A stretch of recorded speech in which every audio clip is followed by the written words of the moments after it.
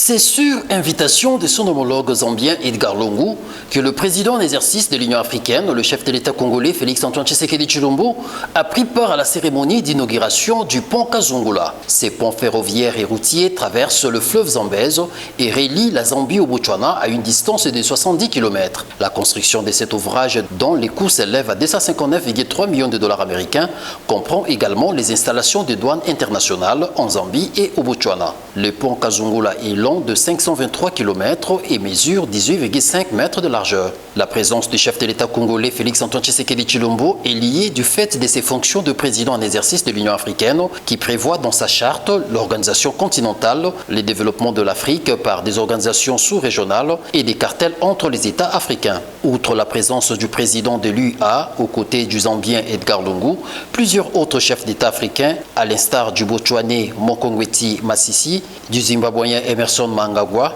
et du Mozambicain Filipe Zantino Nyusi, ont pris part à la cérémonie d'inauguration du pont Kazungula. Avant d'arriver à Livingstone en Zambie, le président en exercice de l'Union africaine, Félix-Antoine Tshisekedi Tshilombo, était en Égypte et au Soudan où il a échangé avec le chef d'État de ces deux pays autour des différends qui opposent l'Égypte, le Soudan et l'Éthiopie concernant la construction du grand barrage de la Renaissance sur le fleuve Nil. Signalons par ailleurs que le chef de l'État congolais Félix-Antoine Tshisekedi Tshilombo était accompagné du vice-premier ministre, ministre des Affaires étrangères Christophe Lutundula et des membres du panel qui l'accompagnent tout au long de son mandat à la tête de l'Union africaine.